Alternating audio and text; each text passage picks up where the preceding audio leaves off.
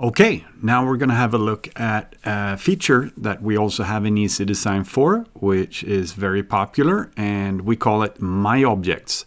And MyObjects allows you to group a number of objects together and save them as a group, which means you can also use them in future projects. It's a very handy feature. So let's have a look at it. I'm going to go into my 2D view. And I'm going to go over to the tab called MyObjects. And I'm simply going to make a lasso around these 5 treadmills. And I'm going to click on the green plus sign. And we're just going to call it treadmills. Click OK.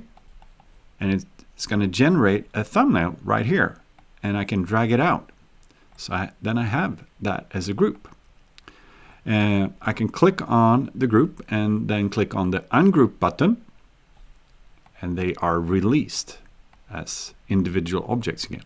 So this could be very helpful if you have like a car lift with a car on top of it, and you can make a lasso, make that into a group, or like in this case we have cardio equipment that goes together, or maybe a fitness equipment rig with certain accessories, then you can group them together and save it. It's going to save you a ton of time. All right, thank you very much.